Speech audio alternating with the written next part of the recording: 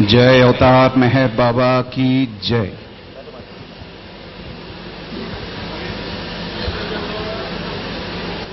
మొట్టమొదటిగా ఈ అంతర్జాతీయ మెహర్ సహవాస్కి విచ్చేసినటువంటి మీ అందరికీ కూడా హృదయపూర్వక జయబాబాలు తెలియజేసుకుంటున్నాను.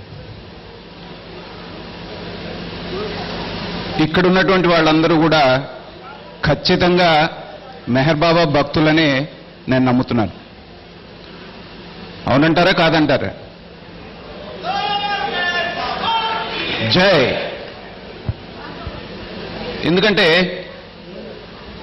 అందరికీ తెలుసు, బాబా చెప్పున్నారు, నలుగురు వ్యక్తులు కలిసి ఎక్కడైతే నా నామాన్ని స్మరిస్తూ ఉంటారో, నా గురించి మాట్లాడుకుంటూ ఉంటారో, ఖచ్చితంగా అక్కడ నేను ఉంటాను అని బల్లగుద్ది మరి ఆయన చెప్పారు. మరి ఈ సభలో ఈ స్టేజీ మీద మెహర్ బాబా గనక ఉంటే, అక్కడ కూర్చొని ఉంటే మనందరం ఇలాగే ఉండేవాళ్ళమా? ఇంత క్యాజువల్గా, ఇంత రిలాక్స్డ్గా పేపర్ చదువుకుంటూనో పక్క వాళ్ళతో మాట్లాడుతూ ఉండేవాళ్ళమా? కాబట్టి ఇక్కడ ఈ ప్రాంగణంలో ఉన్నంత వరకు ఖచ్చితంగా మనం మెహర్ బాబాతో ఉన్నాము అనేటువంటి ఒక దృఢ సంకల్పంతో ప్రతి నిమిషాన్ని ఆస్వాదించడానికి ప్రయత్నించాలని మీ అందరినీ ముందుగా కోరుతున్నాను. ఇకపోతే మనందరం మెహర్ బాబా లవర్స్ అనేటువంటిది మీరు కన్ఫర్మ్ చేశారు. కానీ మెహర్ బాబా పరిధిలోకి మనందరం ఎలా వచ్చాం అంటే ఒక్కొక్కళ్ళకి ఒక్కొక్క రకమైనటువంటి ఎక్స్పీరియన్స్ ఉంటుంది. కొంతమంది వాళ్ళ తల్లిదండ్రులు మెహర్ బాబా భక్తులుగా ఉన్నారు. నాలాంటి వాళ్ళు ఎలా వచ్చారు అంటే, చిన్నతనం నుంచి మా నాన్నగారు మెహర్ బాబా భక్తులు కాబట్టి, ఆ ఇంట్లో పుట్టి పెరిగాను కాబట్టి మొదటి నుంచి నేను మెహర్ బాబా దేవుడని నమ్మటం జరిగింది. అలాగే మనం ప్రయాణిస్తున్నాం. ఇంకొంతమంది ఉంటారు, వాళ్ళకి ఇంతకుముందు బాబా గురించి తెలియదు, ఎవరి ద్వారానో వింటారు, ఏదో ఒక అనుభవం అవుతుంది, దాని ద్వారా మెహర్ బాబా దేవుడు అని నమ్మి ఆయన్ని పూజించడం, ప్రేమించడం మొదలు పెడతారు. ఇది రెండో కేటగిరీ. ఇక విచిత్రమైన కేటగిరీ, మూడో కేటగిరీ ఒకటి ఉంది. వీళ్ళు ఒక పట్టాన్ని దేన్ని నమ్మరు. నాకు అనుభవం అయితే తప్పితే, నా బుద్ధితో ఆలోచించి, నా మైండ్ తోటి దీన్ని నేను కన్విన్స్ అయితే మాత్రమే ఆయన భగవంతుడు నన్ను నమ్ముతారు. ఇది ఎలా ఉంటుందంటే, మళ్ళా అంటాడు ఎవరికన్నా, ఒరే బాబు చెంప మీద కొడితే నొప్పి పుడుతుందిరా అని చెప్తే, నేను ఇంతవరకు దెబ్బ ఎప్పుడు తినలేదు, నొప్పి పుడుతుందని గ్యారంటీ ఏంటి అని అడుగుతాడు వాడు. లేదురా నాయన, మేమంతా దెబ్బలు తినున్నాము, నొప్పి పుట్టింది, చెల్లుమని సౌండ్ కూడా వచ్చిందంటే నేను నమ్మను అంటాడు వాడు. అలాంటి వాడికి మార్గం ఏముంటుంది? లాగి లెంపకాయ కొడితే వాడికి తెలుస్తుంది, చెల్లుమని సౌండ్ వస్తుంది, నొప్పి పుడుతుంది. కాబట్టి భగవంతుణ్ణి మనసుతో, బ్రెయిన్తో అర్థం చేసుకోవాలి అని ఎవరైతే ప్రయత్నం చేస్తారో వాళ్ళ ప్రయాణం చాలా చుట్టుతిరుగుడుగా ఉంటుంది. ఫర్ ఎగ్జాంపుల్, ఇప్పుడు ఈ స్టేజీ, ఇక్కడ ఉన్నటువంటి ఆడిటోరియం మన భూప్రపంచం అనుకుంటే, ఈ ఖమ్మం జిల్లా మొత్తం కూడా విశ్వం అనుకుంటే, దాంట్లో మనిషి యొక్క ఉనికి ఎంత అంటే నా చేతిలో ఉన్న మన గుండు సూది అంత, ఇంత ఉంటుందో, ఇంకా ఎంతకంటే తక్కువ ఉంటుందో. ఈ గుండు సూదికి పైన ఒక చిన్న తలకాయ ఉంది, అది మన బుర్ర. దాంట్లో మళ్ళీ సగమే కొంతే ఉంటుంది బ్రెయిన్, అదే మన మనస్సు అంటాం. దీంతో మనం ఏం చేస్తున్నాం? అనంతమైనటువంటి సృష్టిని సృష్టించి, దాన్ని పరిరక్షించి, అనుక్షణం అది క్రమం తప్పకుండా కోటాను కోట్ల గ్రహాలని గతి తప్పకుండా చూస్తున్నటువంటి పరమాత్ముడి ఉనికిని మనం ఈ చిన్నదైనటువంటి బుర్రలో ఉన్నటువంటి దీంతో మనం అర్థం చేసుకోవాలని కొంతమంది ప్రయత్నం చేస్తున్నారు. సైన్స్ ప్రకారం మనిషి తనకున్నటువంటి బుర్రలో కేవలం 10 నుంచి 15% మాత్రమే వాడుతున్నాడంట. మిగతా 85% కూడా వాడటంలో, కేవలం 15% మాత్రమే, అది కూడా తెలివిగలవాళ్ళు. Thank God. 15% బుర్ర వాడితేనే ప్రపంచంలో ఇన్ని వినాశనాలు జరుగుతున్నాయి. అదే పూర్తిగా 100% కనుక వాడటం మొదలు పెడితే ఇప్పుడు మనం డైలీ సీరియల్స్ చూస్తున్నాం. అతని కోళ్ళు ఎలా సాధించాలి, కోళ్ళ 1100, 1200, 1300 నడిచిపోతూ ఉన్నాయి.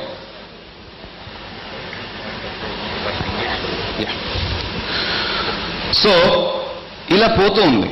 అదే కనుక మన బుర్రని కంప్లీట్గా 100% వాడుకోగలిగితే ఖచ్చితంగా చెప్పగలుగుతున్నాను, 3 రోజుల్లో 3వ ప్రపంచ యుద్ధం వస్తుంది. కాబట్టి ప్రతిదీ కూడా మన ఏదైతే ఉందో బుర్రతో మాత్రమే చూడాలి అనుకుంటే అది చాలా అసాధ్యమైనటువంటి విషయం, చాలా time taking. So if you want to understand God with your mind, it is time taking. Not only time taking, I can say it is impossible. Should get that experience with the grace of God. బాబా దగ్గరికి రావాలంటే, బాబా ఫోల్డ్లోకి రావాలంటే అది అందరి వల్ల అయ్యే పని కాదు. మిగతా చోట్ల ఎక్కడ చూసినా గంపలు గంపలు ఉంటారు, బాబా భక్తులు మాత్రం గుప్పిడే ఉంటారు. కారణం ఏంటంటే తాలు సరుకు ఎక్కువ ఉంటుంది, కానీ అసలైనటువంటి ధాన్యం కొద్ది మాత్రమే ఉంటుంది. కాబట్టి ఈ విచిత్రమైనటువంటి మేధావులు, సోకాళ్ళు అనేటువంటి వాళ్ళు ఆలోచించేటప్పుడు వాళ్ళ ఆలోచన విధానాన్ని భగవంతుడు ఎలా ప్రభావితం చేస్తాడంటానికి ఒక చిన్న ఎగ్జాంపుల్. ఈ సృష్టిని భగవంతుడు సృష్టించలేదు, ఒక జీవకణం ద్వారా ఈ సృష్టి సృష్టించబడిందని చెప్పాలని సైంటిస్టులు చాలా కాలంగా ప్రయత్నం చేస్తూ ఉన్నారు. ఈ మధ్య కనుక్కున్నారు కూడా. ఆ పరిశోధన చేసేటప్పుడు దాన్ని వీళ్ళకి అంతుపట్టకపోతే ఏమన్నారంటే, వీళ్ళ ఉద్దేశం ఏంటి, భగవంతుడికి సృష్టికి సంబంధం లేదని చెప్పాలి. ఇది ఎంతసేపటికి అంతుపట్టకపోతే వాడు ఏమన్నాడంటే గాడ్ డామ్ సెల్ అన్నాడు. వాడు ఏమన్నాడు, మనకు విసుగొస్తే గాడ్ డామ్ ఇట్ అంటాం. అట్లాగే he said god damn cell, దాని పేరు అది అయిపోయింది. ఇప్పుడు దాన్ని ఏ కణం అంటున్నాం, మొన్న కనుక్కున్నారు, దైవ కణం. అంటే ఈ మేధావులు, దేవుణ్ణి నమ్మని నాస్తికులు కనుక్కోవాలనుకున్నటువంటి కణంలో కూడా భగవంతుడు ఆటోమేటిక్గా వచ్చి దూరిపోయాడు. అది భగవంతుడి యొక్క గొప్పతనం. కాబట్టి మనసు ఎంతవరకు మనకి పనిచేస్తూ ఉంటుందో భగవంతుడు మనకి అంతకి దూరంగా ఉంటాడు. మరి ఎలా, ఏది పనిచేయాలి? హృదయం. If you want to know the God with your mind, he will not be available to you. But if you try with your heart, he will be with you. మీ పక్కనే ఉంటాడు. దీనికి మనం హృదయం చేసే పని ఏంటి? ఒకటే పని చేస్తుంది అది, చెడు రక్తాన్ని తీసుకోవటం, మంచి రక్తాన్ని రిలీజ్ చేయటం. అంటే చెడుని గ్రహించటం, సంగ్రహించటం, మంచిని విడుదల చేయటం. ఇదే గుండె పని. కాబట్టి భగవంతుడిని మనం హృదయంతో అర్థం చేసుకోవడానికి ప్రయత్నం చేస్తే అత్యంత సులభంగా మనకు ఆయన మన పక్కనే ఉంటాడు, మనతో ఉంటాడు. ఇందాక చెప్పాడు, I will be with you, I want to be with you. మన స్నేహితుడిలాగా ఉండాలనుకుంటాడు, మన ఆప్తుల్లాగా ఉండాలనుకుంటాడు.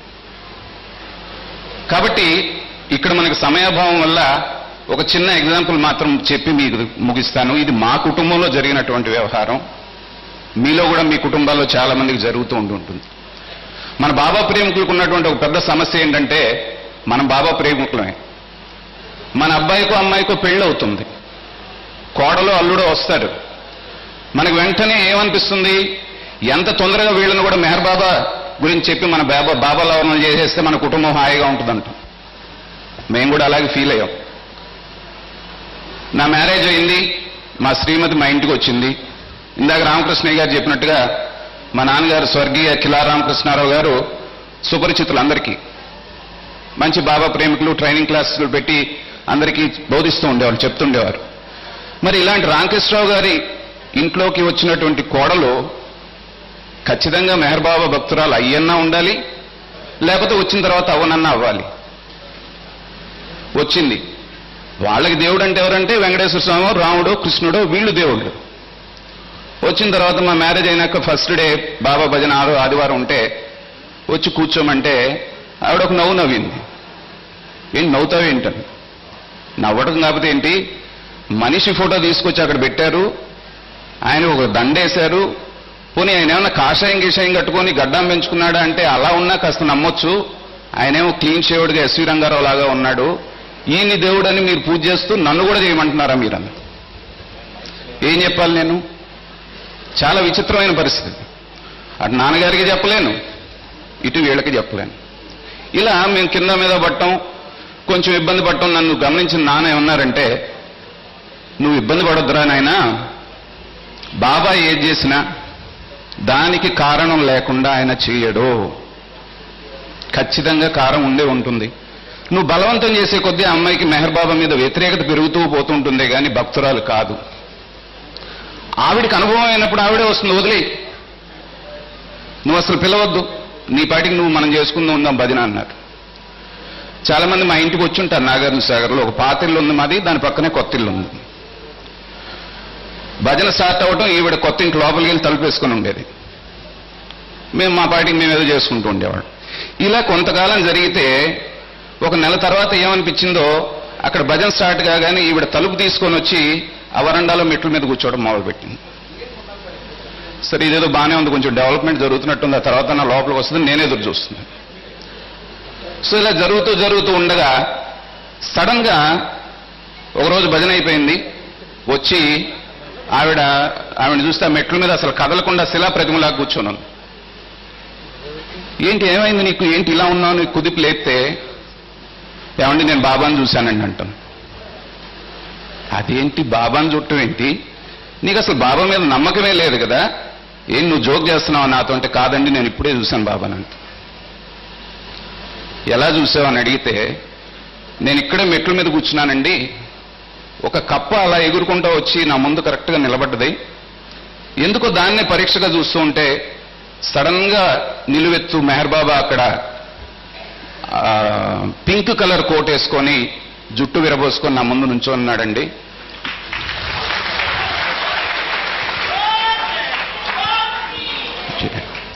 నాకు చాలా ఆశ్చర్యం వేసింది. నాకు నేను భయభ్రాంతురాలను అయిపోయాను, భక్తి తెలీదు, బీసుకుపోయాను, మీరు వచ్చి కదిలిస్తే కానీ నేను మనిషిలోకి రాలేదు.